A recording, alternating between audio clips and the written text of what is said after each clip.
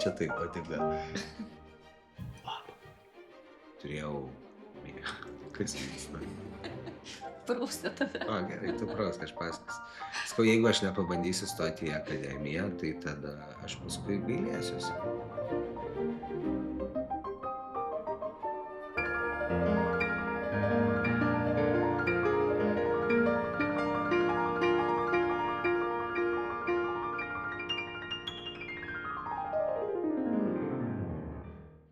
Labas, Karoli. Labas.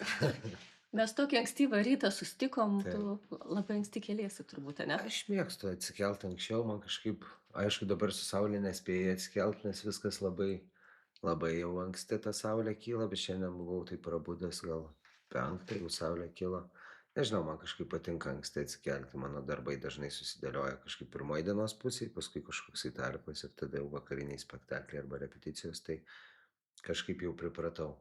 Ir šiaip apie miegą daug domiuosi, skaitau, tai labai svarbus yra tas nuoseklumas visame kame, tai stengiuosi tiesiog panašiai užmigti ir panašiai atsikelti. Laikrodis tavo fiksuoja? Šitas ne, bet turiu, kuris fiksuoja, tai šiandien miegojau 7 valandas 11 minučių. Tai puiku. Visai O dyp kiek buvo? O dyp buvo 1:10 gal. Tai labai neblogai.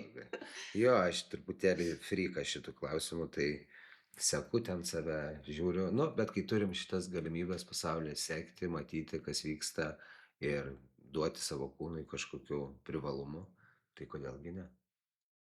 Visiškai teisingai. Taip.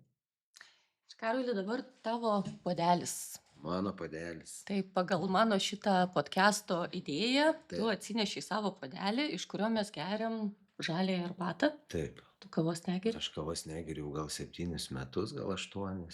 Jo, aš esu arbatos mėgėjas ir aš ją geriu tik tais kas 2 dieną, nes kofeiną galiu vartoti tik tais kas 2 dieną, nes turiu tokių reikaliukų su geležimi ir geriu geležį kas 2 dieną ir kada vartoju geležį, geriau nevartoti kofeiną, nes tada kofeinas kažkaip ne taip įsisavina geležį į save. Jo, o arbata mano gyvenime atsirado iš tikrųjų, aš buvau didžiulis kavos mėgėjas, labai didelis kavos mėgėjas ir kažkada repetavome spektaklį Keistuolių teatre 12 naktis arba kaip norite ir ten buvo toksai kavos aparatas, kuris pila nemokamą kavą. Tai būdavo toksai ritualas tiesiog per kiekvieną pertrauką išgerti kavos puoduką ir ten jų išgerdavau po 8, 9 puodukus, tokius mažiukus, nedidelius ir man buvo tik tais gal 23 ir aš jaučiu, kad man kažkaip taip sunku ir nepatogu. Tai tada nusprendžiau, galvoju, o jeigu aš negerčiau kavos ir aš pajutau tiesiog labai daug privalumų sau. Tikrai nesu prieš kavą, nes čia kai kas nors išgirs mane, žinau, kiek yra kavos mėgėjų, kad manęs nenulinčiuotų, tai aš už kavą viskas gerai, tiesiog jinai man nelabai tinka, man labiau patinka, kai kofeinas ateina taip po truputėlį, o ne taip staigiai ir paskui krenti. Tai aš kavą geriu tik Italijai. Labai teisingai. Ja. O šitas puodukas, tai jis man labai brangus dėl to, kad jis yra Santaros klinikų kraujo centro. Ir tame centre aš lankausi jau daugybę metų ir donuoju kraują. Iš tikrųjų, tai dažniausiai donuoju kraujo plazmą. Ta galiu daryti tik tais kas pusę metų. Ir kiekvieną kartą davęs kraują, tu gali pasiimti arba puoduką, arba bilietus į kiną. Čia aš dabar jau influencinimu donuoti užsiemu. Gauni daug beneficijų visokių ir aš neužilgo turėčiau už kokių 2 metų tapti garbės donoru. O garbės donoras surinkęs atitinkamą skaičių donacijų, tai yra, jeigu tu aukoji paprastą kraują, tai yra 40 donacijų, o jeigu aukoji kraujo plazmą, nes tai gali daryti tik tais kas pusę metų, tai tada tu turi surinkti 20 donacijų ir tada tu tampi garbės donoru, varai į Rotušę, gauni diplomą ir senatvėj tu gauni pensijos dalį. Nežinau, ten dabar yra 100 kažkiek eurų. Kiekvieną mėnesį tu gauni dar ir tokių beneficų. Tai tu padedi žmonėms ir tau paskui irgi kažkas padeda. Tai labai rekomenduoju aukoti kraują, nes jo visada trūksta. Seniai jau tą darai? Jo, bet aišku, viskas prasidėjo mokykloje iš to, kad neturėjom pinigų.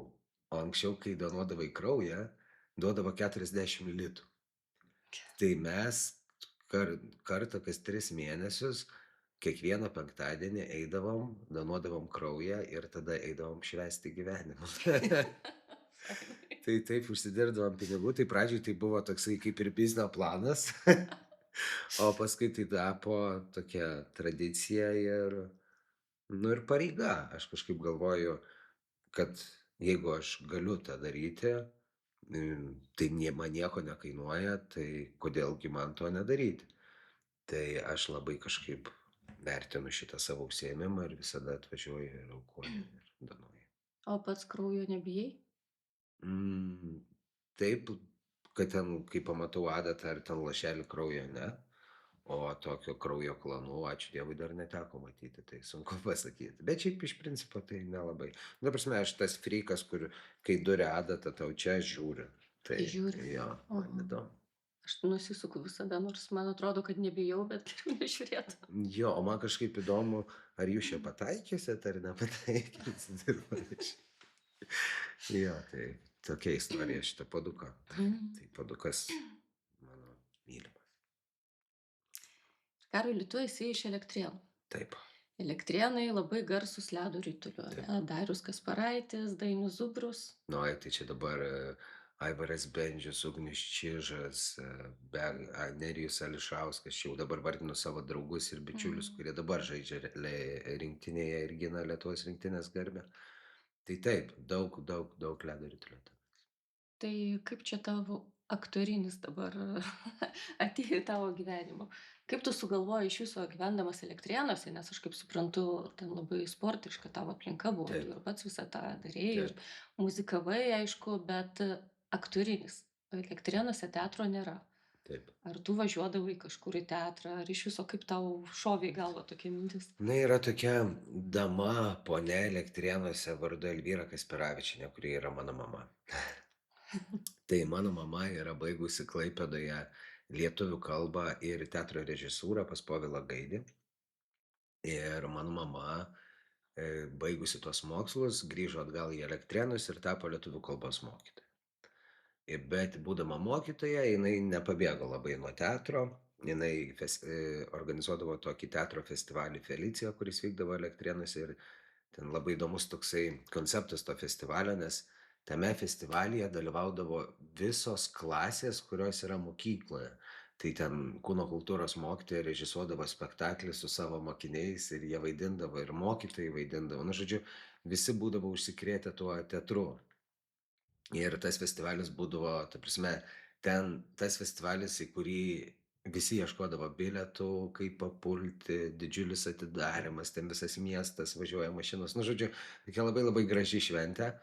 Tai mamos vat indėlis šitas teatro, o šiaip tai aš esu tikriausiai, nu taip gavosi, kad mama mane taip po truputėlį, man net nežinant, gal ir atvedė čionais, nes mes dalyvaudavom skaitovų konkursuose su mama. Tada yra mamos tokia kolegė, mano labai mylima mokytoja Augutė Liutkevičienė, kuri su mumis dirbdavo su poetinėmis kompozicijomis. Nu ir žodžiu, kažkaip ten mane vedė, bet aš nebuvau susidomėjęs tuo teatru jau taip stipriai, aš esu matęs 2 spektaklius per savo gyvenimą iki akademijos. Tai aš mačiau spektaklį Kauno dramos teatre Nusikaltimai ir bausmė Gintaro Varno su Gyčiu Ivanausku. Ir tame spektaklyje, kai jis vaidino, aš tiesiog buvau jaunas, kvailas paauglys ir pusę spektaklio jam su lazeriuku prašviečiau į akis. Ir mes su Gyčiu šnekėjom apie šitą ir sakė, aš labai gerai atsimenu šitą spektaklį. Tai čia mano toksai Tai Gie- prisipažinai jam paskui. Na, aš negalėjau neprisipažinti, nes mes su Gyčiu pradėjom repetuoti, ten kažką šnekam ir skaugyti, nu aš turiu to pasakyti. Buvo labai gėda, bet tuo pačiu ir nukrito kažkas nuo sąžinės. Nes tuo metu tai aš nieko negalvojau, ten kažką juokiesi ir svarbu smagu tau, jo. O kitas spektaklis buvo kažkas su Rolandu Kazlu, tiksliai nepasakysiu, tiesiog jie buvo atvažiavę į Elektrėnus ir aš taip įkišau galvą ir pasižiūrėjau. Elektrėnų toksai kultūrinis gyvenimas su teatru nelabai buvo susijęs, nes pas mus dažniausiai atvažiuodavo kažkokie komerciniai teatrai ir čia ir baigdavosi visas menas ir visa kūryba, kalbant apie teatro lauką. Tai va, o paskui, na, aš turiu labai gerą bičiulį, tokį Darių Petrovskį. Ir Darius Petrovskis studijavo pas Eimantą Nekrošių ir, žodžiu, jis įstojo į akademiją, jis man buvo toksai visada kaip pavyzdys, toksai jis man kažkaip fainas labai žmogus. Jis įstojo į akademiją, jam pradėjo sektis, jie pradėjo gastroliuot su Nekrošium, jį įvedė į Idiotą vietoj Ciunio. Nu, žodžiu, jisai taip kažkaip labai greitai užsikabino, ten jie Italijoj, tai jie Pietų Amerikoje, aš galvoju, wow, man patinka. Ir tada dar aš vieną kartą nuvažiavau pas Darių į bendrabutį akademijos ir ten praleidau labai gerą laiką ir galvoju, nu Irgi gal patiko, ne? labai patiko. Čia gal nesigilinsim jau smulkmenas, kas ten vyko, tiesiog labai labai geras vakaras. Man be proto patiko žmonės, kurie tenais yra. Tai yra laisvi, kažkokie kūrybingi, atviri žmonės. Ir tas man pasirodė labai įdomu. Tai va taip va ir... Va čia taip, o taip, ir va taip atsitiko, kad aš pabandžiau tada jau galvoti apie stojimą. Bet prieš stojant, kai vyko mūsų stojamieji, aš turėjau merginą ir ta mergina sako, aš stosiu į Londoną. Sakau, nu tada aš irgi stosiu į Londoną, į muziką, nes grojau aktyviai. Bet sakau, aš jeigu nepabandysiu stoti į akademiją, kas vyksta? Prausia tave. O, gerai, tu prausk, aš pasakosiu. Sakau, jeigu aš nepabandysiu stoti į akademiją, tai tada aš paskui gailėsiuosi. Skanu? Tai pabandžiau aš įstoti į tą akademiją ir įstojau. Tai va tokia ta Iš istorija. pirmo karto, ne? Stojo. Jo. Ten buvo 2 kursai. Rinko Oskaras Koršunovas ir Aidas Giniotis su Ieva Stundžyte ir Sauliumi Bareikiu. Tai aš įstojau į tą kursą, kuris buvo rinktas Panevėžiui. Ir po metų dar pasikeitė mūsų kurso vadovė ir atėjo Eglė Gabrielė. O tu, kai įsivaizdavai save aktorium, tai įsivaizdavai labiau teatrą ar kiną? Aš įsivaizdavau visų pirma, kai šitą nepapasakau, bet kai stojau, aš galvoju, aš renkuosi pačią paprasčiausią profesiją, ten bus smagu, ten bus žiauriai lengva, ten bus tik tais džiaugsmas, laimė ir nieko daugiau. Ir kai aš įstojau į akademiją, nu, aš supratau, kad taip nebus. Kad tai yra be galo sunki profesija, kuri reikalauja daug jėgų, ne tik ten fizinių, bet ir sielos jėgų, proto jėgų. Tai čia buvo toksai, dėl to man labai buvo sunku pirmame kurse. Aš nesupratau, kodėl mes ten vaidinam gyvūnus pusę metų, kodėl aš turiu vaikščioti kaip pingvinas. Nu, aš tiesiog nesupratau to, aš tiesiog galvau, mes ateisim, pasimsim medžiagas, vaidinsim, ten mums visi plos ir Iš panašiai. karto Magvetai, ne visi. Nu jo, kad busim starsai iš karto. O pasirodo, reikėjo 4 metus labai labai sunkiai dirbti. O kaip tos sienos neslėgė tavęs? Sluškų rūmose juk buvo kalėjimas. Jo. Ir ten, man tai ten labai niūri ta atmosfera. Niūri atmosfera, bet aš kaip sakau, ne veltui tikriausiai toj, vat būtent vietoj yra kūrybinė kažkokia erdvė, nes žmonės valo energiją, mano galva, kad ir kokiai mes būtume aplinkoj, nu, ta prasme, ten be galo daug gražių emocijų žmonės išgyvena, jie kūrė, jie gyvena kitų žmonių gyvenimus ir ta aplinka, kad ir kaip skambėtų, čia truputį toksai lietuvio kančios momentas, bet jinai, nu, yra kūrybinga, nes jinai kitokia, jinai nėra sterili, tu ten gali trenktis į sieną, tu gali pasimti kažkokią sulūžusią kėdę ir iš jos daryti etiudą. Labai nemėgstu šito, bet tas vargas duoda kažkokių ir, nu, tokį vaizduotę žaidimo, kaip išsisukti iš viso šito ir tada tos kūrybos atsiranda, man irgi atrodo daugiau. Bet aš labai džiaugiuosi, kad akademija dabar persikėlė į naujus namus ir nebejoju, kad išeis tokie pat geri, o gal net ir geresni aktoriai iš jos. Tai kažkaip Sluškai ten visko buvo, nu tai kur tu 4 metai nuo 8 ryto iki 10 vakaro kiekvieną dieną. Tai ten aš pragyvenau, atrodo, kad tai yra mokyklos kažkoksai laikotarpis, tada Sluškų laikotarpis irgi kaip atskiras gyvenimas ir tada čia dar kokie 2 etapai, va dabar kas eina. Tai buvo, nu, visko ten buvo. Ten atrodo, sėdė, va taip rankeną pati tavo atrodo juda. Ateini, atidarai duris, nieko nėra. Nu, ir tada tu O nebesupranti, ar čia ateis. Nes aš labai netikiu šitais dalykais, visais vaiduokliais netiki? vaiduokliais, vaidenimais. Aš ten galėdavau naktim vaikščiot, man nebaisu. Bet vieną kartą tiesiog mačiau, kaip juda rankena. Atidarius duris nieko nepamačiau, tai arba kažkas juokavo ir labai greitai bėgo, arba gal kažkas iš ten pajudino. Nesupratau. Jo. O kaip tau dabar atrodo, tu esi išsipildęs scenoje? Ar tau labai stipriai trūksta kažkokių vaidmenų? Mm, nežinau. Išsipildė scenoje.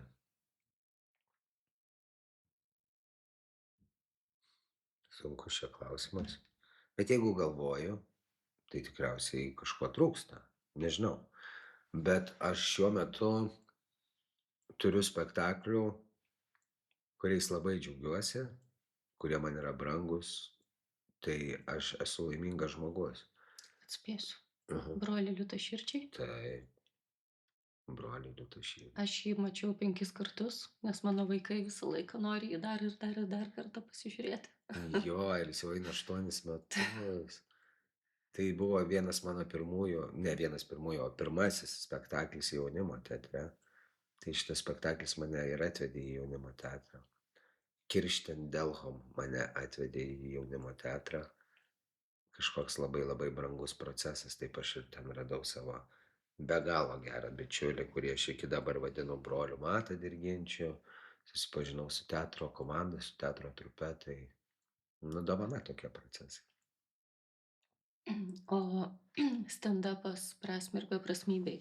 Mhm. Jis yra labai sudėtingas spektaklis, ane, sudėtingas emociškai. Mhm. Kaip jis tau? Kaip tu į jį patekai, galbūt iš pradžių Mhm. papasakok, nes tai yra vis tiek Nacionalinis dramos teatras, Eglė Švedkauskaitė, tu ją pažinojai prieš tai? Taip, Eglė, mes mokėmės panašiu laiku su Egle, jinai truputėlį jaunesnė, man atrodo, gal 2 ar 3 metais, tai aš jau ten baiginėjau, jie kažkaip įstojo. Ir aš tada pradžioj susipažinau su Uršule Bartoševičiūte ir vaidinau pas ją jos bakalauriniam darbe. Mes važiavom į Klaipėdą, gyvenom Klaipėdoj mėnesį laiko ir repetavom jos pabudimą škėmus. Ir per Uršulę aš susipažinau su jos kursu. Tai yra Eglė Švedkauskaitė, Augustas Gornatkevičius. Tai va, ir Eglė visada būdavo tas žmogus, su kuriuo aš susitikdavau kokiam nors vakarėlį ir mes puikiai leisdavom laiką, grodavom su klepu, dainuodavom. Na, mes buvom tokie, darbe nebuvom susitikę, bet labai mylėjom vienas kitą kaip bičiuliai. O tada, kaip atsitiko čia šitas visas šitas spektaklis, tai, žodžiu, aš tuo metu ruošiausi savo Ironman varžyboms ir aš galvojau, kad nieko naujo neimsiu. Turiu 5 metų, kadangi filmavau dokumentinį filmą apie tai, galvojau, reikia visą laiką skirti tam ir tiesiog daryti tą dalyką vieną. Bet tada Nacionalinis dramos teatras išleido atvirą kvietimą į kastingą pas Eglę Švedkauskaitę ir Birutę Kapustinskaitę. Ten labai daug informacijos nebuvo, tiesiog parašyta buvo, kad ten tokio ir tokio amžiaus vyras ieškomas ir reikėtų, ir nieko nereikėtų, tiesiog atsiųskit CV ir kodėl norit atvaryti.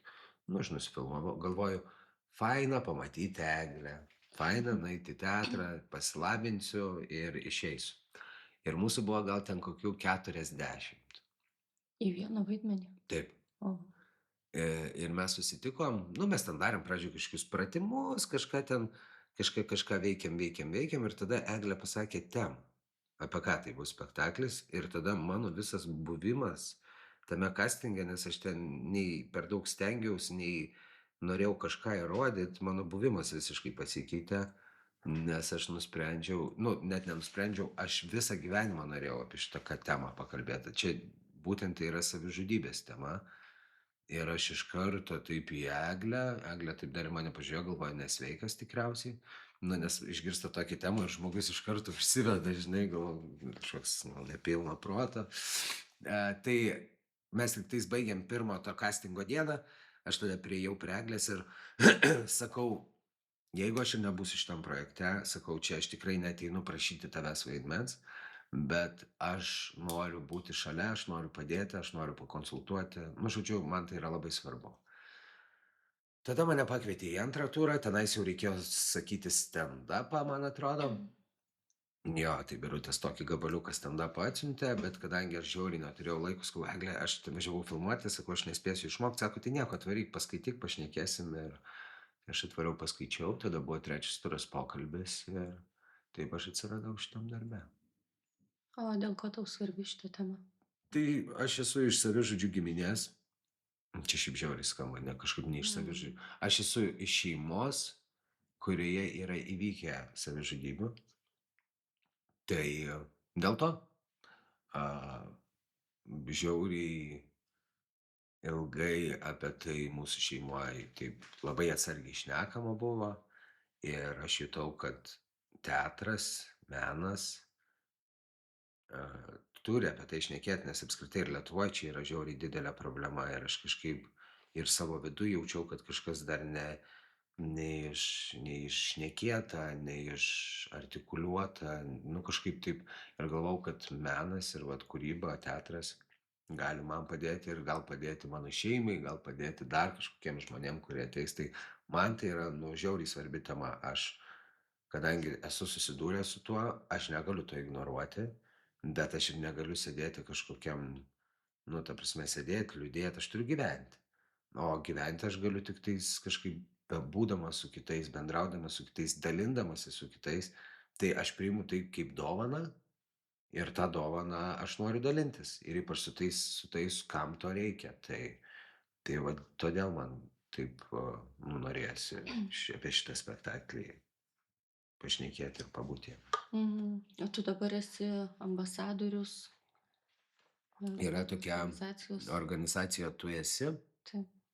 jie yra atsakingi, iš tikrųjų tai jie yra atsakingi už savižudybių prevenciją ir jie iš tikrųjų tokie skaičiuotojai yra visokių statistikų, kas nusižudė, kiek nusižudė, kada ir ieško atsakymų, koks čia yra vidurkis ir tada bando kažkaip pasakoti kitų žmonių istorijas, daro susitikimus su žmonėmis, ne tik miestuose, bet ir mažesnėse komunose, nes iš tikrųjų ta didžioji žmonių, ta prasme, tas vidurkis yra 60 metų vyras, kuris gyvena kažkur ne mieste, mažuose miesteliuose ar kaimeliuose. Tai va čia, o su jais iki jų dasigauti ir yra sunkiausias momentas. Tai mąstom, kaip pas juos nuvažiuoti, kaip jie padaryt, kad jie šnekėtų. Nes, nu, kaip jį nuvažiuoti tą trobą ir sakyti, einam pasišnekėti. Tai vat, mąstom, ką daryti ir tiesiog kažkaip faina, kad yra tokių žmonių, jie labai gražiai dirba, tai aš kažkaip tik nuėjęs pas juos iš karto sakau, galim daryti bet ką, aš ir noriu jums padėti. O su jaunimo linija? Jaunimo liniją palikęs esu sesiai, nes mano sesė yra dabar psichologijos studentė, magistrė ir tuo pačiu dirba jaunimo linijoje. Tai jinai man papasakoja istorijų, kaip kas, jai, nu, tokia ir praktika labai gera, studijų, tai aš kažkaip tenais nesikišu ir žinau, kad tenais reikia labai daug laiko skirti, o aš kartais to laiko negaliu rasti. Bet jeigu tenais jaunimo linija paprašytų prisidėti prie kažko, tai be abejo. Aš kažkaip visada už šitas iniciatyvas, nu, aš visada už viską, kas turi prasmę. Jo. Žinai, reikia jau į linksmesnę temą pereiti, ne? Man tai, žinok, nėra čia labai liūdna ta tema. Ta prasme, būna čia, aš kadangi esu šitoj temai, man taip nesunku tą temą kalbėti, nes aš, nu, vat kaip ir sakiau, aš turiu dovaną, kurią aš turiu dalintis. Aš žinau, kad kitiem žmonėm, ypač tie, kas kuo mažiau susidūrė, tuo sunkiau yra šnekėti, nes tu nežinai, kaip šnekėti, tu nežinai, kaip tas žmogus sureaguos, tu, nu, labai nejauku. Tai aš šitą suprantu, tai kalbant apie tą, kad tipo einame į linksmesnę temą, tai man čia nėra liūdna tema. That's life. O tu niekada negalvojai, kad galėtum būti psichoterapeutu? Ne. Aš kartais gyvenime tampu psichoterapeutu, man kartais gyvenimas taip sudėlioja, kad žmonės man pradeda pasakot savo dalykus. Jie tikriausiai pasitiki manim.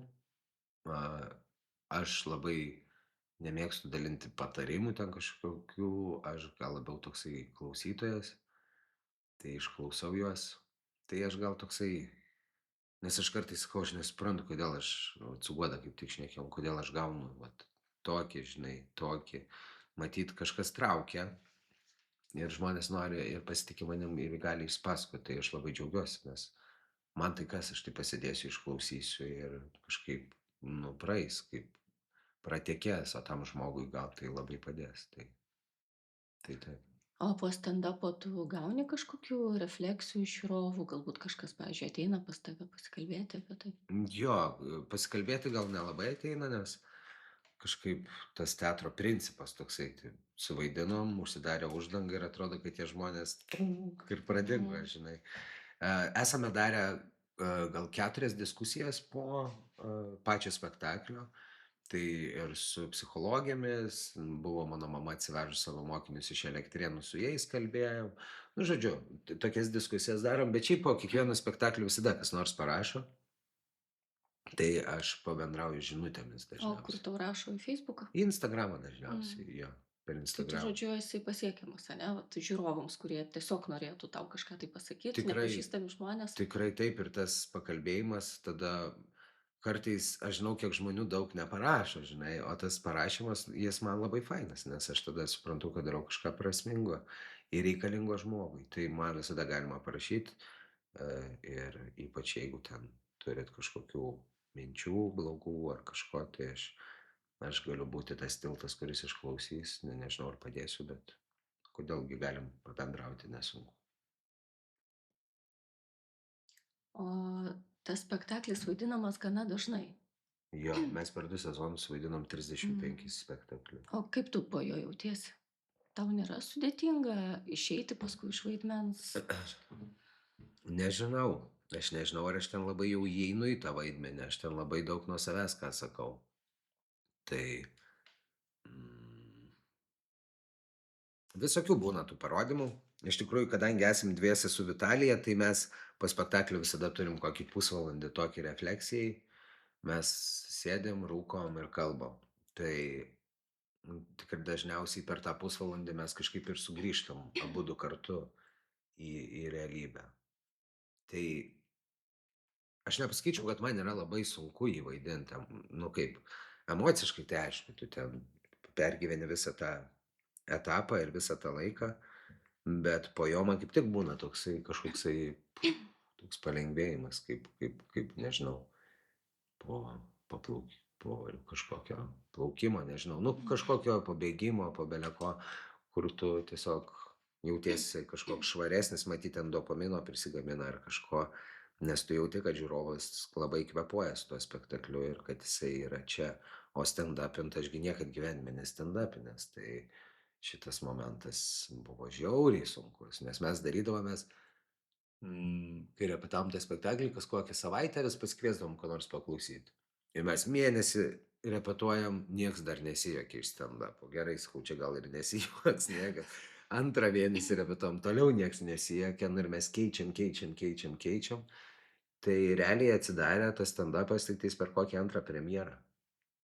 Taip normaliai atsidarė. Ir dabar, kas vyksta, jau net nelabai panašu į tai, kas buvo. Nu, ta prasme, aišku, tekstas toks pat, bet tas visas deliveris ir panašiai, aš jaučiuosi jau žymiai stipriau visame Mm. tame. Tai šiaip žiauriai jau, nu, užaugina šitas dalykas. Aš net esu galvojęs, o dabar aktoriai ir režisieriai turi savo tokį stendapo tokią trupę.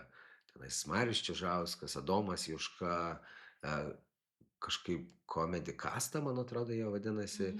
Ir jie pradžiai darydavo tokius atvirus, nemokamus renginius mažajame teatre Rūsy, kur bet kviečia aktorius, kad jie pastendapintų. Ir mane Marius labai ilgai kvietė. aš kažkaip vis neturiu laiko, bet aš kažkaip jaučiu potraukį nueiti ir pabandyt pastendapint kaip Karolis, o ne kaip personažas Julius. Tai mane sudomino šitas žanras. Ir, nes ir su Mantu Stonkum kažkaip šį sezoną labai daug praleidom ir ten su daug komikų apskritai. Ir tai be galo sunkus darbas, bet labai labai įdomu reflektuoti tai, kas vyksta dabar, nes tada žmonės jie dar labiau. Nes mano stand-upas toks juodas visai. Ta prasme, tu pradedi ten lengvai ir vienu metu jie nustoja juoktis. Aš girdžiu, kažkas kikena, kažkas, bet nu jau ten tai būna kartais per nemandagu juoktis, pavadinkim. O tu jausdamas publiką pradedi improvizuoti? Taip, taip, aš esu tuose rėmuose, mes nu, turiu pasakyt, ką turiu pasakyt, nes paskui nenuvažiuos spektaklis, nu, yra kažkokia informacija. Bet jo, aš jau pradėjęs ir bendraut su publika, ir juoktis su jais, ir kažką. Su Egle kiekvieną spektaklį susirašom ir visada parašom kažkokį bajerį, kas vyksta dabar. Nu, ten, jeigu vat, rytoj rodytume stand-upą, tai jau tikrai šnekėtume apie oro pavojų ir kaip žmonės sporto klubuose, aš kaip tik buvau sporto klube, tiesiog pamatė, kad raudonas slėptis į bunkerį ir jie toliau. Va, tai, Tu nesislėpi. aš slėpiausi, bet žmonės sporto salėje nusprendė, kad mes saugus, nors mes buvom prie pat vyriausybės, tai nežinau. Arba labai saugus, arba labai nesaugus. Tai jo, jo. Taip, tai atsakant į klausimą, tai improvizacijos yra tame ir tas man labai labai patinka. Aš išlaisvėjau ten, žinai. Žinai, atsimenu, kai jaunimo teatre buvo spektaklis Patriotai, Vaičiūno pjesė. Rolandas Kazlas ten Taip. vaidino pagrindinį vaidmenį. Ir ten buvo, tikrai ten buvo be galo juokingas tas spektaklis. Ir aš kažkada sutikau Joną Vaitkų ir jis sako, o tu žiūrėjai tuos Patriotus paskutiniu metu? Sakau, jo, aš žiūrėjau. Sako, žinok, aš bijau ten eiti, nes sako, Kazlas ten taip pavaro. Kad, žodžiu, nu, Kad jau ne apie tai spektaklis. jo, kad jau spektaklis, žodžiu, visiškai į kitas lankas ten nukeliavęs, bet tai buvo vat, būtent dėl improvizacijos, būtent dėl tų aktualijų ir vat, kas tuo metu vyko, ypač politikoje. Jis ten, aišku, jo vaidmuo buvo labai dėkingas tam. Na tai tikrai buvo labai nuostabu, vat, kaip aktorius sugeba, žinai, vat, visą tą išjausti, kas vyksta aplink, Taip, tai visą tą ištranslituoti. man atrodo šiaip labai svarbus teatro momentas kažkaip reflektuoti su dabartimi. Jo, faina yra klasikinės pjesės, jos yra amžinos ten ir panašiai, bet ta refleksija su dabartim žmonėms ir žiūrovams, man atrodo, tiesiog to labai reikia. Tai aš visiškai už šitą refleksiją apie dabartį ir su dabartimi. Tai socialinis teatras tau artimas? Man jis artimas, tik tais su tau socialiniu teatru yra taip, kad, nu, aktoriai nori vaidinti. Ir aktoriai kartais tam socialiniam teatre, kaip pasakyt, nu, jis kartais jau taip, atrodo, kad kartais jau jisai išsenka tas socialinis teatras ir atrodo, kad jau kabinam temas, kurių nu, gal jau ir nebereikia kabinti. Tai aš esu už tai, kad dabar po truputėlį, bet tas ir vyksta dabar ir Europoje, ir pas mus teatruose, kad grįžtam truputėlį į klasikinės medžiagas, į pjesės, nes tose pjesėse irgi ten gali gi statyti Šekspyrą ir šnekėti visiškai apie dabar, kas vyksta, bet ką žinai. Tai aš už visokį teatrą, sakykim taip, aš manau, kad teatre ir socialinių spektaklių turi būti, ir kažkokių pastatymų, pjesių, ir amžinų vertybių, sakykim. O tu labai norėjai vaidinti Kristiano Liupos. Aš tiesiog norėjau vaidinti pas Lūpą, nes kadangi aš baigiau studijas pas Eglę Gabrėnaitę ir tuo metu, kai aš studijavau, Eglė Gabrėnaitė repetavo Didvyrių aikštę. Mhm. Ir kai jinai repetavo Didvyrių aikštę, tai realiai jinai pabuvus Lūpos repeticijose, tada ateidavo pas mus ir mes klausydavom, kas ten vyksta tose repeticijose. Ir mane labai sudomino, nes nu, kažkas tokio, ko dar nesu patyręs, atrodo. Tai jo labai norėjau. O kas tave taip sužavėjo, tie laiškai rašomi aktoriams? Man sužavėjo, kad man čia šiaip geriausia mintis, kad mes negalim vaidinti taip pat, kad mes turim visą eiti nežinodami. Ir ant tiek daug apie šitą šneka, kad iš visų jėgų bandai nežinoti. Tai vat man kažkaip šita jo mintis pasirodė labai įdomi. Nu ir šiaip legenda, a, Mm. legenda, nu legenda. Legenda pastatęs belekiek daug gerų spektaklių, tai kažkaip norėjosi prasilenkt su šių laikų žvaigžde kažkokia. Jo, aš atsimenu jo personą Marilyn, kur buvo Jo. atvežę į Nacionalinį dramos teatrą. Tiesiog Tai neįtikėtina vat buvo. būtent kosmosas, kur tu žiūri ir tu galvoji, kaip taip įmanoma padaryti, kad tu Mm. net kažkaip nesugalvoji, kad taip įmanoma padaryti. Tai man vat šitas nerealu yra ir lūpa tą turi ir kartais atrodo aktoriai tiesiog šneka ir ten dar kažkas vyksta, tai labai gražu. Tai jo, nepatekau pas. Ir tu buvai jau užsirezervavęs pusę metų repeticijoms, Taip, ane, visiškai buvai įsitikinęs, kad tu ten vaidinsi. taip. Ir viskas kaip ir neišėjo labai bloga, Ne. nes dėl to atsirado Ironmanas. Tai atsirado ir Ironmanas, ir atsirado stand-upas, ir daug gražių dalykų. Mm. Nu, visada, kai užsidaro kažkas, atsidaro kažkas kito. Tai aš labai liūdėjau, aš ten vaikščiojau po tą teatrą, ten su visais šnekėjau, sakau, "O tave tai paėmė, manęs tai nepaėmė nieko, ką, nu, žodžiu, ėjau ieškot paguodą, žinai. Ir tada aš prisiminiau prieš metus laiko su bičiuliu sumuštas rankas, kad darysim Ironman. Kažkada sėdėjom Invino, gėrėm alų ir jis sako, aš darysiu Ironman. Sakau, aš irgi darysiu. Ir jisai, O kas tai yra, tu žinai? jo, jo, jo. Ne taip jau šokau į ugnį. Aš žinau, kad tai labai sunku, bet man kažkaip tuo metu, nu ten, ne po vieno alaus buvo. Tai aš tuo metu labai jau tikėjau, kad aš čia rytoj padaryčiau. Ir, nu, tiesiog labai pasitikėjau savimi, sakyk. Tai jo, ir jisai tada praėjus ten kažkuriam laikui jis padarė jį. Ir aš toksai, blemba, tai jis padarė, tai ir man reikia padaryti. Ir kažkaip galvojau, kad, nu, neatsiras šitam dalykui laiko. Ir vat, kai atvažiavo Kristianas ir rinko aktorius, ir aš nepatekau, ir aš toks liūdnas vaikštau, ir man tokia geniali iš oro idėja atėjo, sako, tai gal Ironmanas.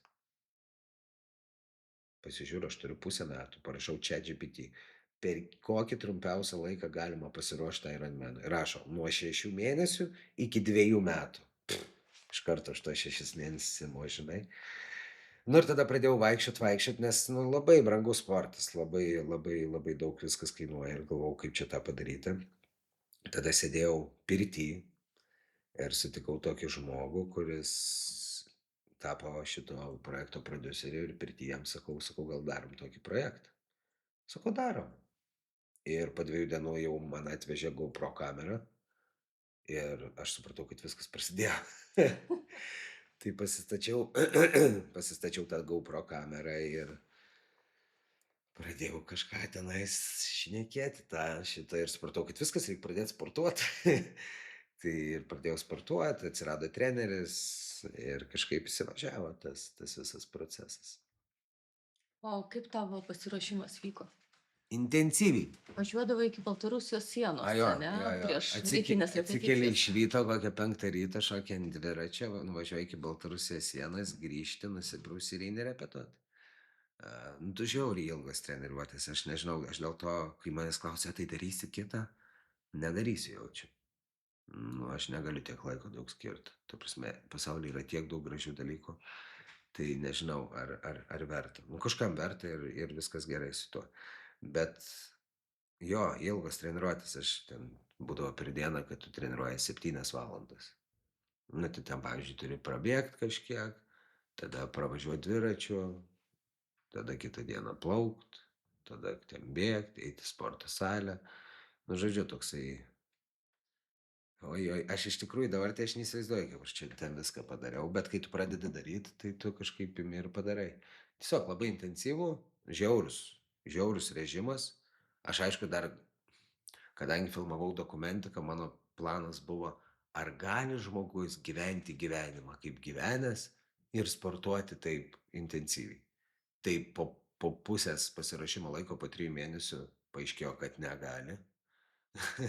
Nes aš, nu, ta prasme, sportuodavau, bet ir gyvendavau gyvenimą. Ten varydavom į miestą, kažkokie vakarėliai, kažkas. Ir aš po 3 mėnesių sėdėjau ant tualeto Ir man tiesiog pradėjo prakaitas taip bėgti be sustojimo ir aš buvau nieko nedaręs, aš tiesiog taip prakaitavau. Tada pasidariau išsamius kraujo tyrimus, vėl sužinojau, kad neturiu visiškai geležies, guliausi ant lašalinių, lašinausi feritiną ir tada jau pašnekėjom su treneriu, sako, Karoliukai, tu jau gal pailsėk ir tik tu susikoncentruok tik tais į sportą. Nu, aišku, ir į repeticijas, bet jo, aš tada jau visiškai kirtau ant, nu, visiško režimo, ten buvo maistas pagal užsakymą vežamas, ten miegas, masažai, nu, viskas jau. Dariau viską, ką geriausia, kas galėtų padėti mano kūnui išgyventi. Ir kai atnešiau meilės jam, tada viskas pasidarė lengviau. O kiek miegoti reikia besiruošiant? Tai kiek išeina? 8 valandos ar daugiau? 8, kažkas tokio. Jo. Aš kadangi esu dar tas pietų miego žmogus, tai per pietus koks 20-30 minučių, net daugiau. Ir tada jo, kažkas 8-9 kartais. Nu, ten, kai žiauriai nusikalęs būni, tai ir 9 pamiegi. O maistas, sakai, Jo, atveždavo pagal užsakymą, kas ten jo. tokio ypatingo?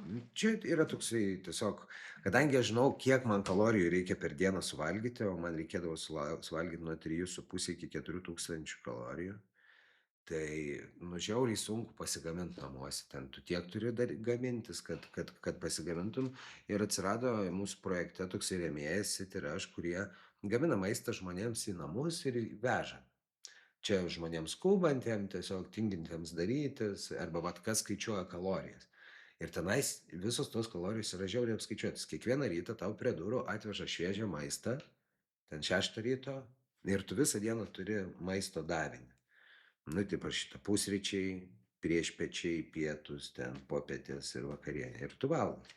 Bet žiauriai sunku, nes 4000 kalorijų, nu, yra daug maisto labai. Tai aš jau prieš miegą net taip sėdėdavau, toksai, kur valgai, žinai, kad turėtume energijos tiesiog kitą dieną treniruotis. Tai jo, o ką čia klausai? Kas ten ypatingo tam maiste? Tai jo, nu tai maistas tiesiog, kad Daug daržovių, aišku, ne? daržovių gal ne tiek, daug baltymų labai, bet šitam sporte, kadangi reikia ir daug angliavandenių, tai ten tokia miksas angliavandenių, baltymų ir gerųjų riebalų su skaidulom, tai toks labai labai maistingas maistas, bet net angliavandenių būdavo daugiau negu baltymų, nes man nu reikėdavo energijos daug, labai daug. Jo. O pačios varžybos vyko Italijoje. Taip. Tai tau užtruko lygiai 1,5 metų pasiruošti?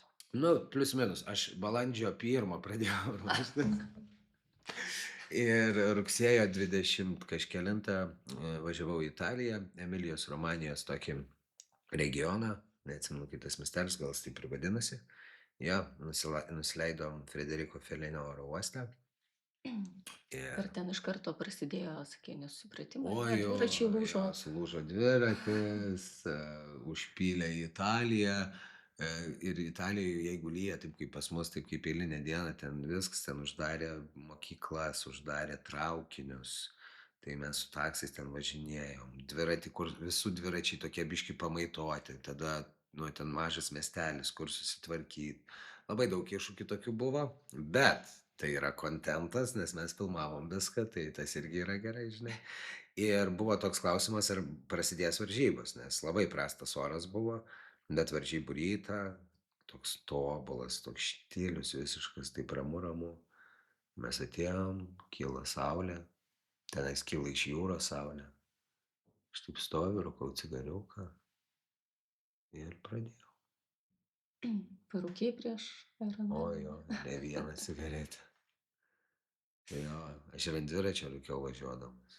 Tu sakai, kad tau labai ilgai laukti startų reikėjo, ne?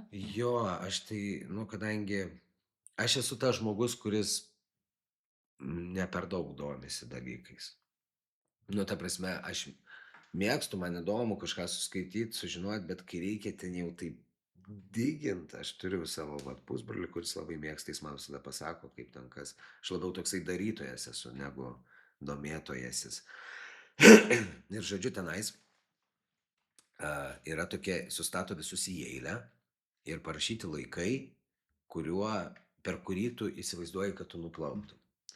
Nu ir žodžiu, ir aš atsistojau ten, man atrodo, valanda 30 buvo, ten 3,8 kilometrų, mano galvoju, nu, vat per šitą laiką. Ir tai gavosi, nu, toksai galo trečdalis, netoli galo.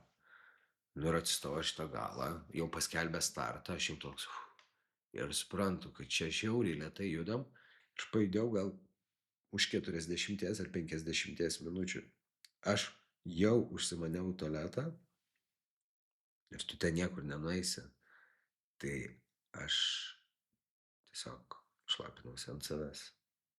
Ir tai prasidėjo mano Ironmanas. Tiesiog ryte apsisisioji save. Ir jo, tai pralaukiau gal 5 minučių ir paskui, kodėl sakau, kad padariau klaidą, nes aš iššokau ir pamačiau, kad žmonės kažkas varlytę plaukia. Nu, žiauriai lėtai plaukia ir man reikėjo pralenkti begalę, labai daug žmonių, o kai tu lenki žmonės jūroje ir tokius, nu, sakykime, labai neprofesionalus, tai ten ir iš kojas į galvą gauni, ir nes tas vanduo jisai toksai susidaužęs, ten nelabai kas matosi su, tai ten reikėjo lenkti taip stipriai. Ir man labai gerai sekės plaukti, bet gale jau ten plaukėm tokį, ką žinau, tokį batą. Gale kažkaip nebemačiau, aš kadangi įkvėpiu tik tais per vieną pusę, aš nebemačiau plūdurų, tai va taip va gale suplaukėjau. Ir mano brangus žmonės ten, ką buvau nusivežęs, sako, GPS rodo, kad tu jau čia. O tas nėra, ir tas nėra 10 minučių. Ir kadangi aš taip paplaukiau, mano GPS sudurniavo, ten deda ant kojos tokį nusekimo įtaisą. Tai labai visi bijojo, kad aš nuskendau.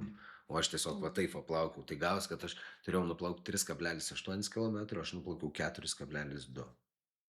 Tai 400 metrų kažkur priblūdėjau. Nu, tada atvarai, tada šoki ant dviračiaus. Iš karto? Nu jo, ten yra toksai, tu atplauki, tada prabėgi tokią, kaip ten vadinasi, neatsimenu, pasiruošimo zoną, kur yra tavo daiktai visi sukabinti. Tai aš tiesiog nusirengiau hidro kostiumą, kažką suvalgiau. Čia buvau žiauriai, kadangi hidro kostiumas man nutrynė va šitą va vietą ir aš buvau nusipirkęs sportinio saulės kremo. O sportinis saulės kremas, pasirodo, turi alkoholio savy. Ir aš paėmiau tą kremą čia, o ten žaizda tiesiog. Aš tada, griuvau ant žemės, pradėjau rėkt. Kažkaip susikaupiau, išsitepiau visas, bėgau prie dviračių, šokau ant dviračių ir išvažiavau. Nu ir tada 180 km su dviračiu. Tai tokio laiko su Kaip savimi. ten lietus prasidėjo, ne? Tai jo, prasidėjo lietus, važiuoju ir kažkaip giedra, viskas gerai, bet jaučiu kažkas laša ant mane. Galvoju, kas čia yra, ir suprantu, kad priešais mane važiuojantis žmogus pradėjo šlapintis. Tai buvo apsisiotas. Ir supratau, kad aš irgi tą patį darysiu. Bet aš taip kažkaip pasižiūrėdavau į galą, kad kažkaip nieko kito neapilyti. Jo, prasidėjo šitas. 6 valandas su dviračiu tai yra labai daug laiko pamastyti apie gyvenimą. Ir tu važiuoji vienas. Tenais negali naudoti ausinukų tose varžybose. Nu, toksai išbandymas tavo čia. Tai jo, kartais ir negali, aš nežinau, kiek tu žinai apie dviračius, bet dažnai, kai važiuoja dviračiai, kurvuoji, tai visi bando vienas už kito važiuoti, nes tada susikuria toksai vakumas ir tau lengviau važiuoti, žinai. Bet tose varžybose tu negali to daryti. Tu negali va šito pranašumo naudoti ir yra teisėjai, kurie važinėja su motoroleriais ir tada ten bara. Tai aš porą kartų buvau atsisėdęs ant rato, tai jau man buvo ištraukę net kažkokią kortelę, kurį kai gauni kitą kortelę, tada turi sustoti ir ten 5 minutės, man atrodo, bauda tiesiog pastovėti, žinai.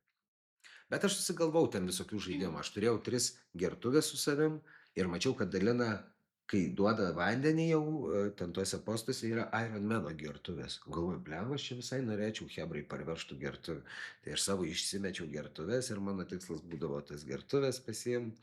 Paskui vidury važiuojant, kaip ir sakiau, aš kadangi turiu priklausomybę ir rūkau tikrai nemažai ir ruošdamasis rūkydavau, tai buvau ten į tašiuką susidėjęs, ten cigarečių, veipą, pleistrą nikotino, pod lūpą tabako. Nu, žodžiu, visokiais, nikotino visokiais visokiom formom. Tai išsitraukiau veipą. Ai, nu, aš važiuoju, aš pavalgęs, aš atsigėręs galvoju, ko čia man trūksta. Ir prisiminiau, taigi nikotino. Tai gulėjau taip ant tų barų ir rūkiau gal pusvalandį, taip žmonės važiuoja pro mane, ten kažkas lenkia, nieks nesprasta, nu tiesiog važiuoja dviratininkas ir rūksta, žinai, nu tikrai nepagalvosi, kad jis rūko čia. Tai va, tai užtrukau 6 valandas, lygiai 6 valandas, važiavau 30 km per valandą greičiu, tai va, ir atvažiavau. O Ir tada turbūt pagalvojai, kad liko tik maratonas, ane? O pagalvojau, kad liko tik maratonas ir kai atvažiuoji, tenais jau tavęs laukia tavo bičiuliai, ten mylimieji ir giminės ir draugai, tai labai užsihaipinau, nes visi Karoli, čia kažką, aš visas toksai, nu labai užsihaipinau, tada greitai persirengiau, kažką perkandau ir išbėgau. Ir nuo to nuo tos jų energijos, aš pradėjau bėgu, tada pasižiūriu laikrodį ir žiūriu mano peisas gal 4 buvo, kur aš planavau bėgti ten 5:30 gal. Ir širdis ten 108 gal, o mes ten tarėmės, kad laikysim širdį ant 140, ne, ant 150. Nu ir aš tada po to kilometro pradėjau lėtint ir aš padariau klaidą, nes man, nu tada pradėjo kažkas atsitiko su organizmu ir man labai labai pradėjo skaudėti pilvą ir žarnas, viską tenais. Tikriausiai ir nuo to susilenkimo, kai važiuoji ant dviračio, ir nuo to per didelio išbėgimo. Tai aš kokių 10 kilometrų tiesiog bandžiau, nu nes ant tiek skauda, kad atrodo net lenkia tave taip, tu net negali išstiest, atrodo. Nu tai taip, klibenkščiavau, ten išbėgau ant 4, o paskui reikėjo ten 6:20 bėgt kokiu peisu, taip lėtai, paskui pramušiau ir tenais, kadangi bėgom mieste, tai yra 10 kilometrų ratas, tai 4 kartus bėgau tą patį ratą. Labai šlykštu, jau geriau bėgt kažkokią naują trasą ir pamatyt naujus dalykus, bet yra ir pliusų, nes ten vis kažkur sutinki tuos savo brangiausius žmones. Tai tie brangiausi žmonės net buvo pasijungę bėgt kartu, mano pusbrolis ten su bičiuliu nubėgo gal 6 kilus kartu su manim. Jau jie ten patys jau ir tas stoteles bėgo, ten valgė ir gėrė. Jo, paskui pradėjo tempti, jau jie atsi, nu, liko, žodžiu, prabėgau 30 kilometrų, liko 10 ir mano palaikymo komanda sako, mes varom į finišą, kad jau užsimsim vietą, kad pasitiktume tave. Ir pradėjo tempt ir tada prasidėjo apokalipsinis tas vaizdas visas, nes kažkas ant žemės guli, kažkas šliaužia, kažkas vemia, kažkas eina. Aš mačiau bėgdamas, kaip greitosios mašina vyrą gaivina su defibriliatoriu. Ir tau galvoj yra toks sustok. Mano vienintelis tikslas, aš čia dėl ko apie tą šlapinimąsi šnekėjau, niekada nesustot. Nes jeigu aš žinau, jeigu aš sustosiu, aš nu, aš žinau savo, čia jau psichologiniai dalykai, žinai, prasideda. Nu ir žodžiu, ir ten tas visas postapokaliptinis vaizdas, visi išgriuvę, man smegenys sako, sustok, bet aš kažkaip priešinuos tam, tada pamačiau 2 vyrukus iš Ukrainos, kažkaip aš iš karto slava Ukrainį, ten gerojam slavą, mes su jais pasišnekėjom, kažkaip įsikvėpiau nuo jų, labai svarbu žmonės, apskritai ir bendravimą, žinai, man šiaip gyvenime labai svarbu. Ir, nu kažkaip šiaip ne taip, aš ten pabaigiau tą Ironmaną, dar yra tas, kad tu baigęs Ironmaną, tu turi paskambinti tokiu varpu, kaip pirmą kartą įveikęs Ironmaną. Ir aš prisižiūrėjęs ten tų video, kaip atvaro, ten tie tokie varpai, ten skambina, laimingi, net nepavargę atrodo žmonės. Aš atbėgu skuku ir where's the bell? Ir rodo man, kad čia yra tipo bell, o tas bell yra va toks va beliukas. Ir aš pribėgu prie to bell, tuk. Ir aš rankoj laikau tą virvutę. Švytuoklį. Nu jo, švytuoklį. Sakau, ir taip žiūriu, nieko nesuprantu. Ir vyras kažkoks sirgalius, ten gerbėjas, sako, put it on, tipo uždėk. Nes tipo jo dukra atbėga ir jinai turės paskambinti, jis man ten paaiškina viską, aš galvoju, kaip čia uždėt visas. Nu išsitaškęs, kur tu 12 valandų, kažką bandžiau dėt, paskui pažiūrėjau į jį, padėjau aš tą ir išbėgau. Ir taip ir finišavau. O kai finišavau, toksai, nu aišku, ten žiauriai daug emocijų, ten smagu, liūdna, viskas eina ir vienu metu taip pat kirto kojas, taip tuch ir atrodo, nu viskas, neturiu šiurpas toks žiaurus per kūną ir atrodo, kad, nu, kad viskas, tu tiesiog atsigulsi ir gulėsi, bet buvo tokia palapinė, nu, jinai yra tokia pereinama palapinė, kur iš finišo tu pereini tą palapinę, tenais yra recovery zone, tenais yra maistas, gėrimai, nu, toksai atsigavimo vieta. Ir aš pamačiau, kad pilsto alų. Ir žmogui, kuris mane filmavo, sakau, bėk, paimk alaus, jisai paėmė alaus, aš išgėriau tą alų ir man dingo tas šiurpas, kažkaip jisai nuėjo, matyti, nu kažkas ten suveikė, žodžiu. Bet tada, kai išgėriau to alaus, aš pamačiau, kad tenais yra, žmonės atrodo kaip po karo. Kažkas valgo ten kokią picą, taip. Kažkas guli ant stalo, kažkas su tom termo tokiom Antklodėm. antklodėm, tom tokiom, kur mašinos šitoj medicininiai toj guli. Nu, žodžiu, ir aš pamačiau, koks vaizdas tenais ir sakau, gal varom iš čia, nes iš tikrųjų man reikėjo ir pavalgyti, ir ten, nu, reikėjo man atsigauti, bet aš negalėjau tenais būti, aš išėjau į lauką, pamačiau savo palaikymo komandą, nu, ir tada ten jau ašaros, padėkos ir visa kita. Ir tada į pizzeriją. Ai, tada važiavom namo, paėmėm picų ir dar pasėdėjom gal iki 6 ryto, tai Guoda jau sakė, Karoli, eik miegot. Bet labai daug emocijų, tai kažkaip norėjosi, nes ir jie daug emocijų labai patyrė, ir aš labai daug emocijų patyriau, tai kažkaip mes dalinomės tuo nueitų keliu. Nes jeigu ne jie, tai nežinau, ar būčiau padaręs. Tikriausiai būčiau, bet ne taip faina būtų. O tas filmas dabar. Visai procese, kaip visada galvoju, kad viskas išeis greitai ir paprastai, bet atsirado daug visokių tenais techninių nesklandumų, pavadinkim, tai aš jau dabar turiu 2 sumontuotas serijas, kurios man atrodo labai fainas ir gaunasi filmas ne kiek apie Iron Maną, bet apie gyvenimą toksai ir apie žmonės. Tai labai fainiai atrodo, kad viskas dėliojasi, tai nieko nesakau, nieko nereklamuoju, kai bus, tada bus. Ir galim apie darbinius pavadinimus gal pakalbėti. Jo, Iron Manas man labai patiko. Iron Manas, galvojam tokį pavadinimą, bet nežinom, nes Iron Man tipo, nu jis rašosi taip, o Iron Manas, tai vat, kaip ten parašyti ir išskirti, kad ir atrodytų. Geležinis menas, ne? Geležinis menas, jo. Nu ir dar galvojam, kad vienas iš pavadinimų galėtų būti labai paprastas Karolis Kvailysčių meistras.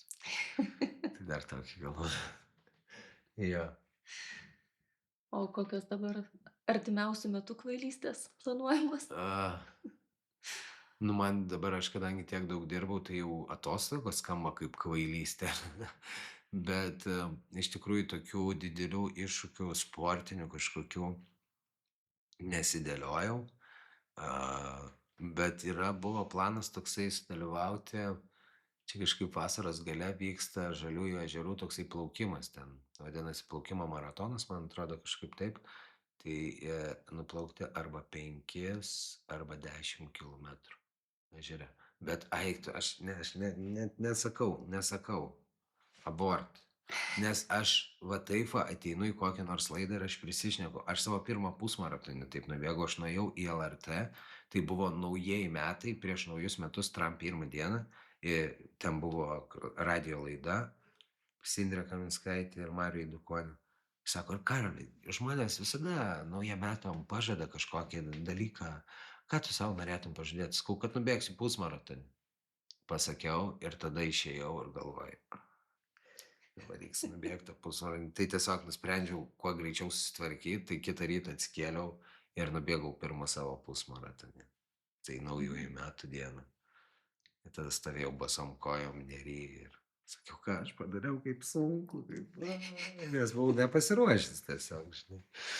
Tai jo, tai aš su tais pažadais stengiuosi, nu, galgi biški eina gyvenimas ir proto daugiau atsiranda, tai aš stengiuosi neprisižadėti, nes paskui reikia daryti. Tai dabar iškerpam Žaliuosius ežerus ar visgi Ne, plauksim? tai jeigu bus šitas monologas po, tai gali būt. Aišku.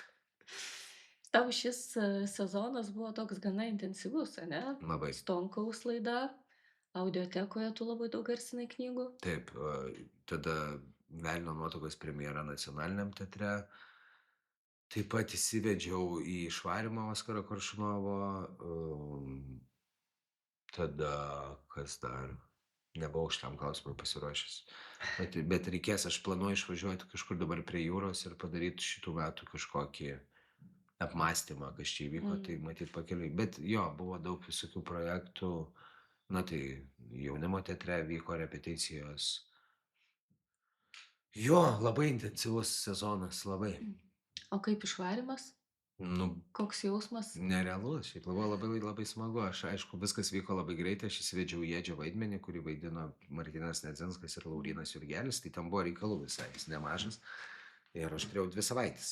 Ir Kestas turėjo porą dienų parepetuoti. Tai, nu, buvo crazy. Bet ten ne spektaklis, ten įvykis. Ta prasme, būti tenais yra kažką. Aš pirmą kartą, tai ta prasme, ten gali daryti, ką nori. Tu gali daryti viską, tu gali daryti nieko. Nu, žiauriai faina ir labai faina komanda ir tu supranti, kad tai yra nebe spektaklis, tai yra kažkoksai jau įvykis, kuris jau yra istorijos vadovėlis. Tai žiauriai įdomu tokiam būti. Ir labai labai geri žmonės, labai faina šaika, tai man ten puikiai, pavyzdžiui, stovim su Džiugu Saurusaičiu, ten yra baro sena. Sako, Karolė, o tu žinai, kad čia reikės šokti? Ne, sakau, nežinau. Sako, kažkur už 2 minučių dabar atsisuksim ir darysim taip. Parodo judesius. Ir mes atsisukam ir sušokam su Džiugu tą šokį. Tai va, tai labai smagu. Toksai daug laisvės, aišku, visi profai tai dirba nuostabiai. Tai ir laisvės tame daug, ir techniškumo. Tai, ir su Kestu puikiai ten tas scenas vaidint, tie žmonės ten žiauriai pasikūrė, ten, aišku, Mariaus Vandalas pabūt. Aš jį mačiau tik tais iš šono. Aš buvau apšalęs, kai aš mačiau dar su Ainiu Storpirščiu, tai čia seniai. Ir būt su Vandalu vienoj scenoj, džiaugsmas. O Oskaras repetavo su tavim? Ne, Oskaras negalėjo repetuoti, mes su Oskaru turėjom susitikimą, tokį pasivaikščiojom mieste ir pašnekėjom apie personažą. Ir tada jau Kestas man labai padėjo ir Regina jau režisieriaus asistentė padėjo įsivesti ir aišku visi kiti, kur sako, čia einam dabar. O sakau, jūs man kad ir ką pasakytumėt, aš daryčiau. Tai atsargiai sakau, sakykit, jeigu išvarymą pasakytų, kad čia turi išeiti nuogas, nu kažkaip net nelabai kiltų mintis, ne? O kodėl? Nu, čia išvarymas jaučiu, čia kažkas nuogas praeina. Tai Reikia, tai mane reikia. galėjo mane apgauti labai ir juoktis, bet labai geri kolegos, tai labai gražiai mane ten pavedžiojo. Kalbam apie Oskarą, man, žinai, vis kažkaip tai neišeina iš galvos tas Stonkaus epizodas. Šitas jo. Ja. Nežinau, Oskaras ten atėjo pas mane. Jo, tai mes toje laidoje kiekvieną kartą darom skečą kažkokiam naujam svečiui. Ir laidoj buvo Antanas Apcarskas ir nusprendė scenaristai parašyti apie anoniminių režisierių susitikimą. Ir, žodžiu, ir parašė, kad vienas personažas yra Oskaras Koršunovas. Aš taip pažiūrėjau, galvoju, eik tu. O mano galvoj, kad aš nemoku daryti parodijų. Bet jau kuo toliau, to labiau suprantu, kad kažką biškelį moku. Nu ir, žodžiu, ir pamatau, kad yra Oskaras. Aš pasižiūriu iš vakaro jo video, tai padedu, galvoju, kažkaip padarysiu, nežinau. Atsikeliu iš ryto, vėl pažiūriu video, kažką ten miškė. Ir tada aš atvarau į, jau filmavimo aikštelę ir mes turime nuostabę grimo dailininkę Jolantą. Ir Jolanta tokia, atvarė ten, aš pieštukų, sako, nepasiėmiau, pamiršau čia kažką. Ir pradėjo taip pirštais viską daryti. Ten dėt šitą ir aš taip ir aš dar veidrodžio nėra priešais, jinai ten kažką daro. Nu va, padariau, pažiūrėjau. Žiūriu, Koršas sėdi prieš mane. Ir aš tada sakau gerai, ten aišku labai pagyrėm Jolantą ir panašiai, nusileidžiu į apačią, stoju prieš veidrodį ir aš suprantu, kad man nieko nebereikia daryt. Nu, kažkaip jis atėjo, Jolanta žiauriai padėjo jam ateit, tada biškį pavaikščiojau su telefonu, pasižiūrėjau, kaip jis atrodo, kažką ten kaip, nu, Oskaro visų storiukų vaibą. Ten visiems pradėjau siuntinėti, aišku, kad čia viskas pradedam repetuoti spektaklį, jau čia kažką, tai ten žvengiam. Ir tada pradėjom filmuoti tą video ir ten puikiai praleidom laiką. Ir faina, ir Oskaras taip gražiai sureagavo, tai labai džiaugiuosi, nes, nu, bet Oskaras turi gerą humoro jausmą. Jo, Oskaras kažkaip labai džiaugiasi tuo. Jo, jo, jo. Jo, Jo, ir atsimenu. šiaip visi buvom labai patenkinti, kur Antanas jau laidoj, jis sakė, aš tai pradžiai žiūriu, galvoju, pliamo, kaip jūs čia Koršą prisikvietėt pavaidinti šitam skečį, nes jis nepatikėjo pradžiai, kad čia ne Oskaras. Nu, tai žiauriai smagu. O dabar tu garsini čia audiotekoje šiuo metu, ane, irgi? Jo, šiuo metu irgi garsinau. Jo, audioteka, tai draugystę pradėjau prieš kokius 2-3 metus, bet dabar toksai intensyviausias laikotarpis, sakykime, toksai beveik be pauzių, kai garsinu kažką ir toliau garsinu. Kuo aš labai džiaugiuosi, kažkaip atradau aš tą knygų skaitimą, gal labiausiai aš pamilau knygų skaitimą, kai garsinau Šantaramą. Tai buvo mano paauglystės knyga, aš ją atsimenu su tokiais gerais prisiminimais ir sakau, Karli, gal tu norėtum Šantaramą garsinti? Ten dar buvo bandymas kažkoks, sakau, jo, norėčiau, bet čia, sakau, čia labai ilga knyga. Ir aš užtrukau 5 metų, kol garsinau šitą knygą. Tai turėjau, aš antiek buvau įkritęs į tą knygą, aš jau ieškojau bilietų į Indiją. Aš antiek užsigabinau, bet paskui man pradėjo sakyti, sako, tu ramiai, sako, tu pasižiūrėk pradžiai YouTube'ai, taip, kaip atrodo, ar tu ten, nes ten, apie ką jis rašo, ten jau yra, nu, pats hardcore'as. Ir aš norėjau tenais važiuoti. Bet paskui įsijungiau kažkokius gidus, tenais yra Šantaramo keliais, vedžioja, kažkas pasižiūrėjau, galvoju, gal aš nepasiruošęs dar čia važiuoti. Bet žodžiu, labai buvau užsikrėtęs tą knygą ir labai džiaugiuosi, kad kai išleidom ją, ten žmonės iki dabar man rašo, kaip klauso tos knygos ir kaip, nu, kad gerai labai pasisekė tą padaryti. Tai jo, tai audioteka mano gyvenimo iš tikrųjų užima nemažą dalį. Aš savo laisvą laiką dažnai skiriu jiems. Ir ten dirba žiauriai faini žmonės, žiauriai faini garso režisieriai, tai kažkaip ten toks labai, labai gera ten būti. Nes žinai, kai su vaikais atėjom pirmą kartą į brolius Liūtaširdžius ir Matės Dirginčius prakalbo, mano mažasis man sako, mamytė, taigi čia Paddingtonas. Jo, Matė sakė, kad garsino Paddingtoną, iškart pagalvojau, kad čia. O tu dabar šiuo metu ką garsini audiotekoje? Tai audiotekui garsinu knygą, kuri vadinasi Juodoji vilkė ir jos rašytojas yra Juan Gómez Jurado. Tai yra toksai detektyvas, aš jau garsinu antrą dalį. Tai yra 3 dalių detektyvas apie tokią genialią, išskirtinę detektyvę, kuri žino daugiau negu visi. Ir labai paėjo šitos knygos, aš kaip supratau, jau serialus daro, čia jis šiuolaikinis rašytojas. Tai šiaip aš detektyvų nesu didelis mėgėjas, bet vat audioteka suteikė man tokią galimybę paskaityti detektyvą, ko aš namie tikriausiai nedaryčiau. Tai vat šitas džiaugsmas irgi paskaityti knygas kartais, kurių gal tu ir neimtum į rankas. Tai faina susipažinti su naujais rašytojais.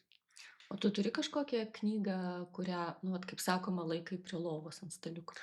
Aš turiu knygą, aš prie lovos jas nelaikau, bet aš, žodžiu, kai buvau mokykloje, turėjau tokią meilę ir ta meilė buvo vyresnė už mane ir jinai išskrido studijuoti į Marselį, Erasmus. Tuo metu mokykloje mes skaitėme knygą, kuri vadinasi Balta drobulė. Ir aš nuskridau į tą Marselį ir tam Marselį aš negavau per daug dėmesio nuskridęs, tai aš tą Baltą drobulę perskaičiau 7 kartus, nes nieko kito neturėjau. Ir ta knyga iki dabar vis sugrįžta į mano rankas ir vis kažką jinai man papasakoja naują. Tai tavo apskritai škėmos kūryba ar būtent? Taip, škėma. Nu, aišku, šita knyga tai jau čia toksai kaip vyšnelė tokia. O jo, škėma man patinka. Tai tikriausiai šita knyga, jeigu taip prie staliuko, tai dėčiau šito. Įdomu, iš tikrųjų, šiaip senokai skaičiau, įdomu būtų dabar čia kokius, neskaičiau, 3-4 metus gal, tai vat įdomu būtų sugrįžti ir Tu mintinai beveik moki. Nu jo. O Karoli, jeigu tu a, galėtum būti parašęs kokią nors knygą, Taip. bet kokią, Ne, kokia tai būtų tavo negalėčiau pirmas šiaip. knyga? Tikriausiai, nežinau, gal kada nors ir teks kažką rašyti. Man su rašymu taip nėra, nesu labai tvirtas tame. Bet gal dabar, va šitų laikotarpiu, aš šitą knygą naudoju ir dokumentikai, kurią montuoju. Bet kai aš skaičiau Harukio Murakamio knygą, kai aš kalbu apie bėgimą, ta knyga yra apie patį rašytoją ir jisai pasakoja savo santykį su va šitu dalyku, su bėgimu, su sportu. Tai jis kai rašo, aš taip linksėdavau galvą ir, žinai, kai tu daraisi screenshotus kažkokius, tai aš tam pusę knygos tiesiog va taip va susifotografavau. Tai galbūt šita šiuo metu. O tau Murakamis apskritai? Man patinka. Kažkaip jis taip paprastai rašo, bet aš kažkaip jį jaučiu ir suprantu. Tai man jisai kažkaip mano sielos žmogus. Aš dabar kaip tik Kafka pakrantę skaitau. O. Tai gerai, aš dabar garsinsiu vieną jo knygą 7, neatsimenu tiksliai kaip vadinasi, tai irgi labai džiaugiuosi, kad gausiu paskaityti garsiai jį. Patinka man garsiai skaityti, aš susigalvoju kažkokį žmogų ir atrodo, kad jam skaitau. Tai toks man kelias į tai. Aš to paskui parodysiu, kitam kambarį yra nuotrauka didelė Murakamio įrėminta. O, Jo. tau labai patinka jisai, supratau. Gerai. O Karoli, pakalbėkim dar apie tavo grupę Basi. Paskutinį kartą aš girdėjau jūsų dainą šių metų auksinių scenos kryžių ceremonijoje jaunimo teatre. Jūs ten atlikote vieną dainą. Kodėl baigėsi? Kodėl nebetęsėt? Tai gal dar truputėlį čia prie tų liūdnų temų dar sugrįšim. Bet labai džiaugiuosi, kad Aurimas Kamantauskas, to renginio režisierius, atėjo su tokiu pasiūlymu. Gal kažkas norit kažką atlikti savo. Ir sako, Karli, aš žinau, kad tu čia turėjai tokią grupę, gal norit pagroti. Ir aš kažkaip labai ilgai mąsčiau, ar reikia to. Tai atrodo kažkoks toks užverstas puslapis, jau gal praėjo. Bet kai parašiau Tomui, savo grupės nariui, sakau, gal tu norėtum. Ir mes susitikom ir pradėjom groti ir man siela kažkaip atsigavo. Man muzika visada buvo tas dalykas, per kurį aš išleidžiu dar kitą savo kažkokį, dar kitą energiją, kuri yra visiškai kitokia negu vaidinant scenoje arba, nežinau, skaitant ten eiles ar, toksai dar kitas performinimo kažkoksai būdas. Tai muzika kažkaip mano kelyje atsirado labai anksti. Aš pradėjau su muzika susipažinau 1 klasiai. Buvau įsimylėjęs tokią mergaitę, kuri grojo pianinu ir aš sakau, mama, aš irgi noriu į muzikos mokyklą ir aš noriu groti pianinu. Ir kai atėjau tą muzikos mokyklą, visos pianino klasės buvo užimtos ir sako, yra akordeonas. Sakau, man nesvarbu, ką aš svarbu, kad aš ten šalia kažkur būčiau ir tai pradėjau groti akordeonu. Tai progrojau akordeonu 9 metus. Man ten visai neblogai sekėsi ir kai baigiau muzikos mokyklą, mane kvietė atvažiuoti čia į Vilnių, mokytis toliau. Aš kažkaip pasirinkau likti Elektrėnuose ir tada atsirado mano rankose gitara. Pradėjau groti gitarą ir tada atsirado po truputį bendraminčių.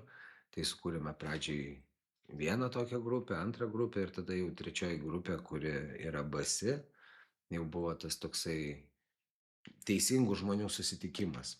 Tai toj grupėje aš grojau bosinę gitarą ir dainavau. Tai čia toksai kaip rondo, kaip fara. Bosinę gitarą dainuoju arba kaip Stingas ir Palais. Tai jo, ir viskas prasidėjo mokykloje ir tęsiasi gal kokius 7 metus. Aš baigiau akademiją, mes dar pagrojom porą metų. O kodėl tai baigėsi? Tai neišlaukėm tikriausiai, nes norėjosi kažkokio jau atgalinio ryšio. Rinkdavome žiūrovų, ten jūs susirinkdavom, bet norėjosi daugiau. Ir mes labai į skirtingas pusės pasukom. Vienas Žmogus išėjo į kariuomenę, kitas išėjo į ofisą, trečias išėjo masažuoti. Nu, žodžiu, mes visi labai taip į skirtingas puses ir po kurio laiko mes pradėjom nebesusikalbėti. Ir kadangi esam vaikystės draugai, tai tie pokalbiai būdavo labai atviri ir pavargom. Ir tada nusprendėm, padarėm Vingio parko botanikos sode paskutinį savo koncertą, jisai buvo labai gražus, grojom mes ir dar 5 dūdos, toksai dūdų orkestras. Padarėm labai gražų koncertą, atsibučiavom ir sakėm, gal kažkada susitiksim. Tai mes aišku likom visi labai geri draugai, mes susitinkam, bendraujam, bet tas grupės momentas nebesitęsė. Mes buvom susitikę gal prieš pusę metų, nes vienas mūsų grupės narys yra vienas geriausių garsistų Lietuvoje, turi labai fainą studiją ir mes sutikom pas jį pagroti, tai irgi praleidom labai labai gerai laiką. Tai vat, Mm. matyt, laikas toks buvo, dėl to ir išsiskyrėm. O tu dabar, kai bėgioji, pavyzdžiui, tai tu su ausinuku ko klausaisi? Aš nieko nesiklausau. Niekada. A, Iki Ironmano aš neklausydavau muzikos, aš klausydavau podcastų visada, o po jo aš nebesiklausau ir mano sugrįžimas į muzikos klausimas yra labai lėtas, jisai vyksta jau aš turiu ir Apple Music pagaliau užsisakęs ir renkuosi muziką ir pradėjau klausyti muzikos vėl, bet kai grojom mes, tas muzikos klausimas buvo labai labai retas, nes grodavom tiesiog kiekvieną dieną ir labai labai daug, žinai, tai kažkaip Mm. nereikėjo jos, atrodo. O dabar koks tavo playlistas? Žiauriai skirtingas. Aš paskutiniu metu buvau užsikabinęs labai ant portugališkos ir Pietų Amerikos muzikos, bet tos senesnės tokios, tai ten, Fado? nu, ale. Ir visko, kažkas, kas yra gitaros, lėta, kažkas tokio. Vienu metu turėjau klasikinės muzikos tokį užėjimą, kuris irgi truko ten gal pusę metų.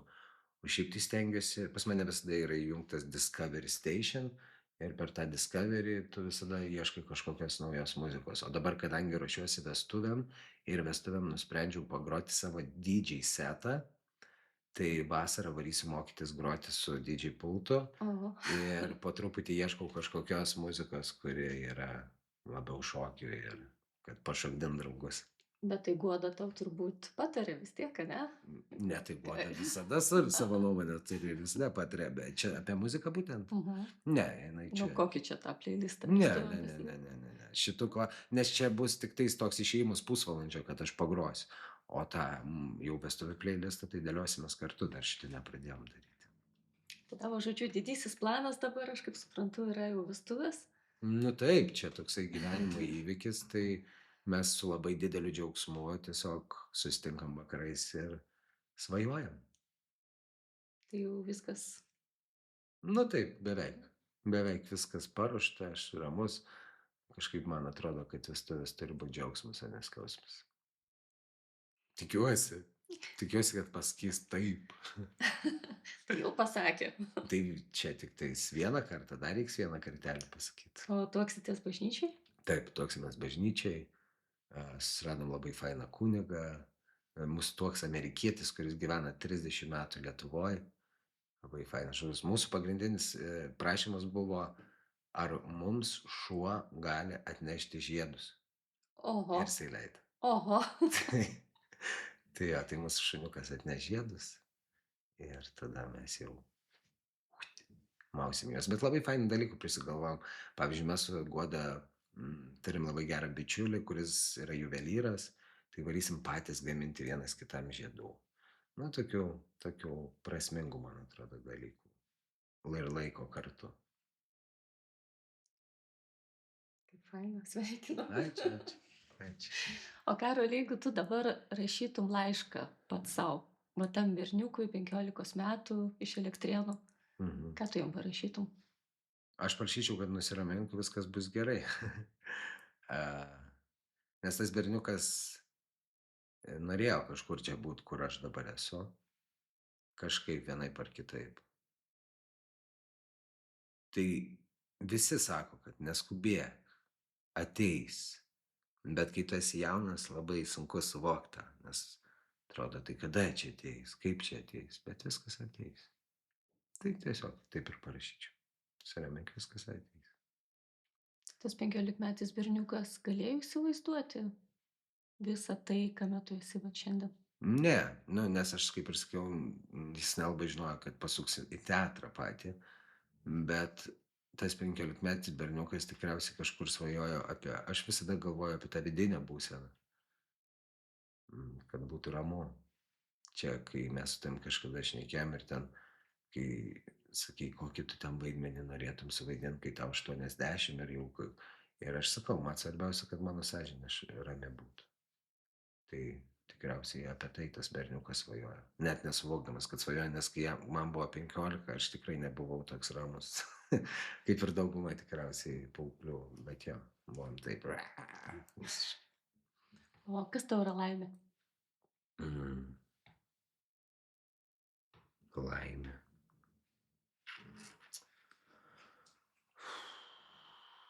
Jau čia sunkus klausimas. Ne, gal ir nesunkus, gal jis labai paprastas. Tai šeima, sveikata, ramybė kažkokia, darbai, gamta. Nežinau, tikriausiai taip.